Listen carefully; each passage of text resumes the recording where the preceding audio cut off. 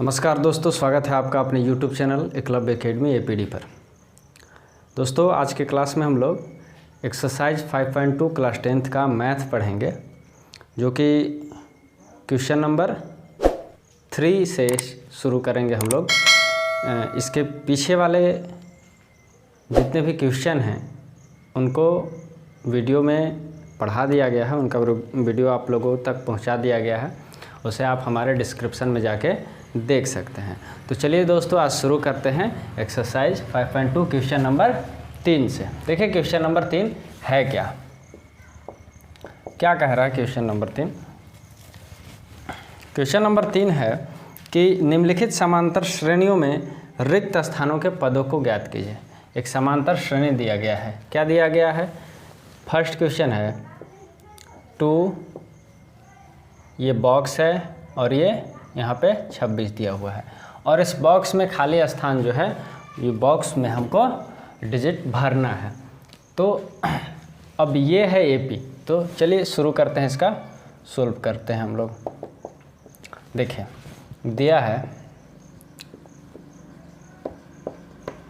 पहले वाले पद को क्या बोलते हैं? पहले वाले पद को A बोलते हैं। तो A बराबर 2 और A 1 2 3, A1 A2 A3। तो A3 कितना दिया हुआ है?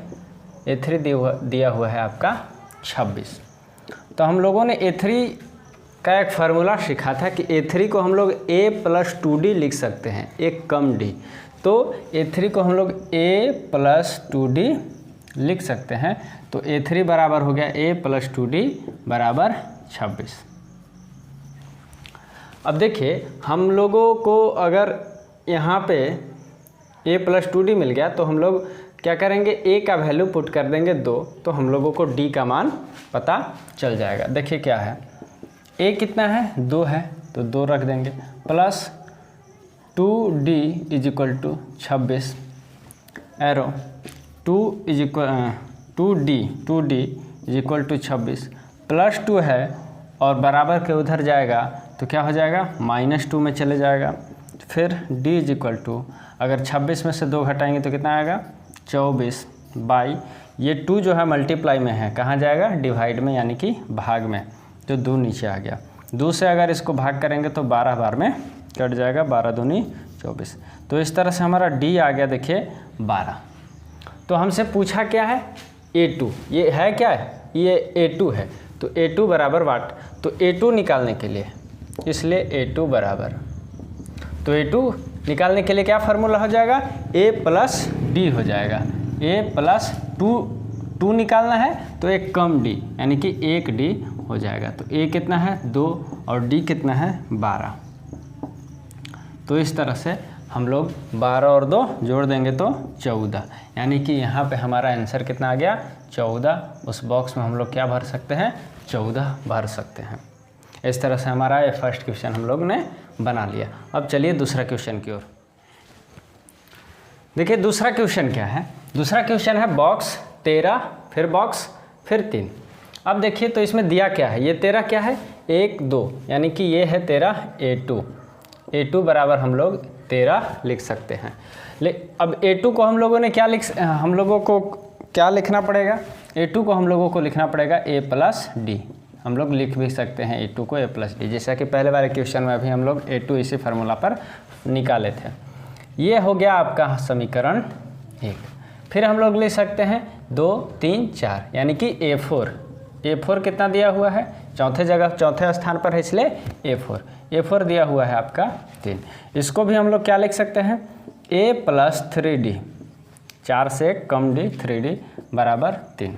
ये हो गया आपका समीकरण 2। अब एक्सरसाइज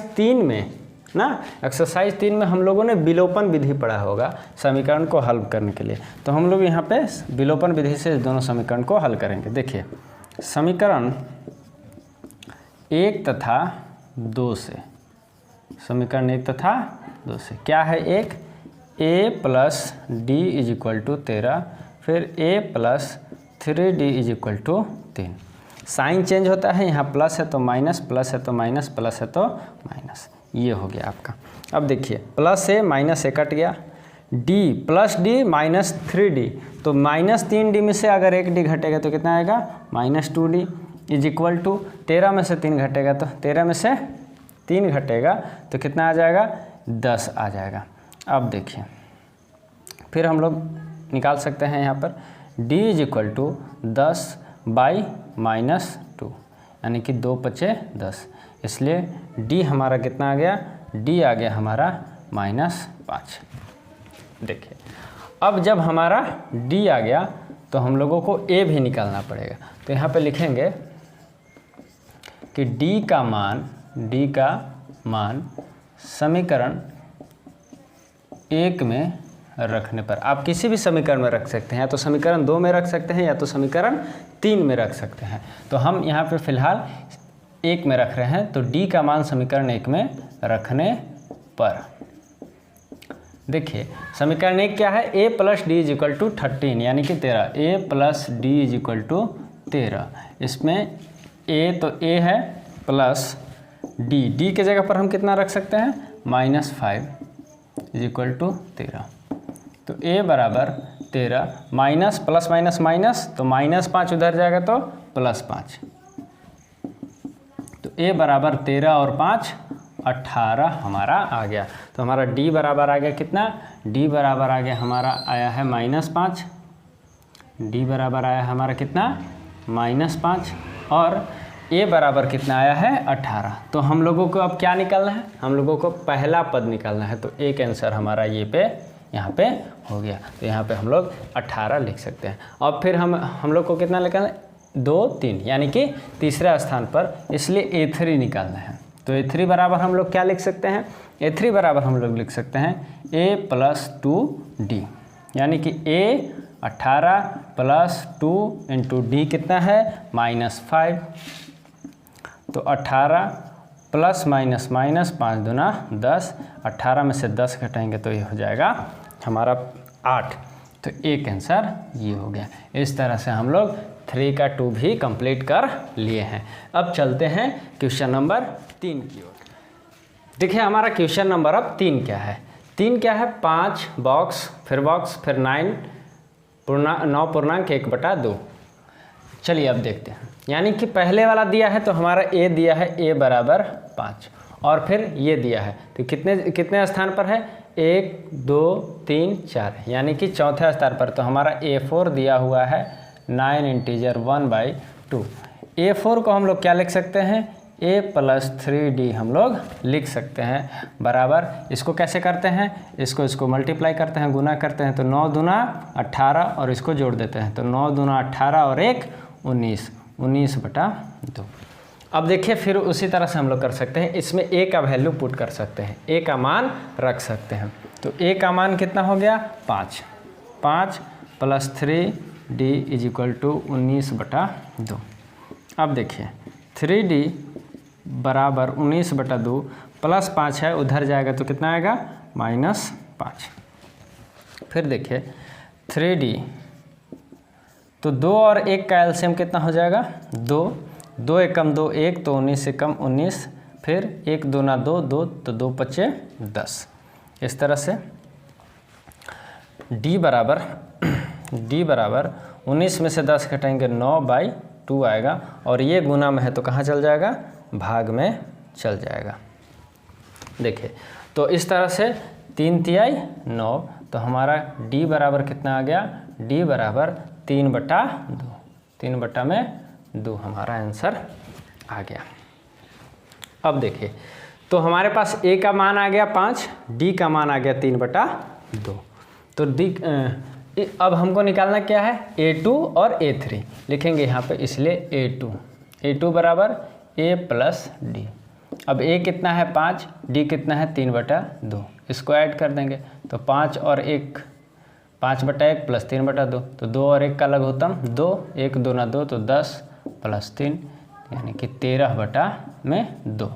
ये हो गया हमारा एक आंसर। फिर क्या पूछ रहा है, a3 पूछ रहा है। तो तथा a3 बराबर क्या लिख सकते हैं हम लोग, a प्लस 2d। तो a कितना हो गया 5, 2 इंटू d कितना है 3/2, तो 2 से 2 गया तो 5 और 3 8 हमारा एक हो गया ये आंसर। इस तरह से हम लोग क्वेश्चन नंबर 3 भी कंप्लीट कर चुके हैं। अब चलिए चलते हैं क्वेश्चन नंबर 4। अब देखिए हमारा 4 नंबर क्या है। 4 नंबर है ए दिया हुआ है, ए दिया हुआ है -4, फिर 6, ये 6 क्या है 1 2 3 4 5 6, यानी कि A6 हमारा 6 दिया हुआ है। अब A6 को हम लोग A+5D लिख सकते हैं, तो A+5D = 6। अब देखिए फिर हम लोग यहाँ पे A का वैल्यू -4 रख सकते हैं, तो हमारा D का वैल्यू आ जाएगा। तो A का मान है -4 + 5D = 6। 5D = 6 -4 इधर जाएगा तो +4 हो जाएगा। अब ये हो जाएगा D = 4 और 6 10, 10/5, 5 दूना 10। इस तरह से हमारा D का वैल्यू भी आ गया 2। तो जब D का वैल्यू आ गया हमारा 2, तो हम लोग निकाल सकते हैं अब बाकी के चीज़ों को। देखिए क्या है, बाकी पदों को हम लोग भी निकाल सकते हैं। ये क्या है A2, इसलिए A2 निकाल सकते हैं। A2 क्या हो जाएगा A+D, यानी कि A कितना हो जाएगा -4, D कितना है 2, तो -4 + 2 यानी कि -2, ये आपका एक आंसर आ गया। फिर A3 निकाल सकते हैं, तो A+2D, A -4 + 2 इंटू D कितना है D है 2, तो 2 दूना 4 और 4 में से -4 घटा देंगे तो ये हो जाएगा 0, ये आपका आंसर आ गया। फिर A4 पूछा है, तो A4 = A+3D, यानी कि A कितना है -4 + 3 इंटू 2, 6, 3 दूना 6 और 6 में से 4 घटा देंगे तो कितना आ जाएगा 2 आ जाएगा। 6 में से 4 घटा देंगे तो 2 आ जाएगा। तो A5 कितना हो जाएगा A5 हो जाएगा A+4D, एक आंसर ये भी। तो A कितना हो जाएगा आपका A है -4 + 4 इंटू 2, तो 4 दूना 8, 8 में से 4 घटाएंगे तो कितना आ जाएगा 4, तो ये रहा आपका आंसर। इस तरह हम लोग क्वेश्चन नंबर 4 भी बना चुके हैं। अब चलिए क्वेश्चन नंबर 5। अब देखिए हमारा क्वेश्चन नंबर 5 क्या है। क्वेश्चन नंबर में A2 दिया हुआ है, A2 दिया हुआ है कितना 38, तो A2 दिया हुआ है तो A2 को हम लोग लिख सकते हैं A+D = 38, ये हो जाएगा हमारा इक्वेशन 1। और ये कितना है 3 4 5 6 यानी कि 6, A6 यानी कि A6 दिया हुआ है कितना -22, यानी कि -22 दिया हुआ है। तो A6 को हम लोग लिख सकते हैं A+5D = -22, ये हो गया हमारा समीकरण 1 2। और फिर उसी तरह से हम लोग विलोपन विधि से बना देंगे और A और D का मान निकल जाएगा। देखिए समीकरण 1 तथा 2 से, समीकरण 1 तथा 2 से क्या है, एक A+D = 38, फिर A+5D = -22। अब साइन चेंज होता है, प्लस है तो माइनस, प्लस है तो माइनस, माइनस है तो प्लस, इस तरह से प्लस माइनस कट गया, -5D + D यानी कि -4D, और फिर 38 और 22 को जोड़ देंगे तो 40 और 20 60 हो जाएगा ये आपका। फिर D = 60/4 -4, तो 15 चुका 60 होता है, तो D बराबर हम लोग लिख सकते हैं -15। इस तरह से हमारा D का वैल्यू -15 आ गया। फिर A का वैल्यू कैसे निकालेंगे, हम लोग लिखेंगे कि D का मान समीकरण 1 में रखने पर, D का मान जो है समीकरण 1 में रखेंगे तो A का वैल्यू आ जाएगा। समीकरण 1 में रखिए या फिर 2 में रखिए, किसी भी में आप रख सकते हैं। तो A+D = 38 है समीकरण 1, यहाँ पे देखिए D है -15, अब रख दे रहे हैं A -15 प्लस माइनस माइनस हो जाएगा बराबर 38, तो A बराबर 38 -15 उधर जाएगा तो +15 हो जाएगा।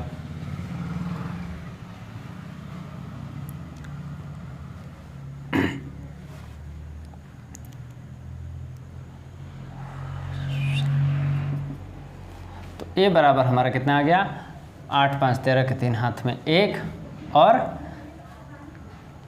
8 5 13 के 3 हाथ में 1 3 1 4 और 1 5, यानी कि ए बराबर हमारा कितना आ गया 53 आ गया।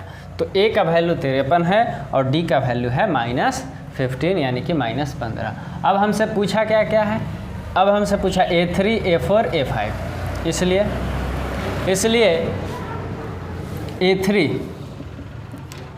A3 equal to A plus 2D, हम लोग इस पर वैल्यू पुट करके निकाल सकते हैं। फिर A4 निकाल सकते हैं कि किस तरह से A प्लस 3D, फिर A5 भी निकाल सकते हैं, A प्लस 4D करके निकाल सकते हैं। तो ये आप लोग खुद से भी कर सकते हैं अपने से। और ये क्वेश्चन सॉल्व करके आप हमारे कमेंट सेक्शन में लिखिए कि किसको किसको बनाने आ गया, किसको किसको समझ में अच्छी तरह से आ गया। और नहीं बनेगा तो फिर हम इसको बता देंगे, लेकिन बन जाना चाहिए। तो इस वीडियो में फ़िलहाल इतना ही। अगले नेक्स्ट वीडियो में हम लोग क्वेश्चन नंबर 4 से आगे 4 को और उसके आगे डिस्कस करेंगे। तो तब तक के लिए धन्यवाद।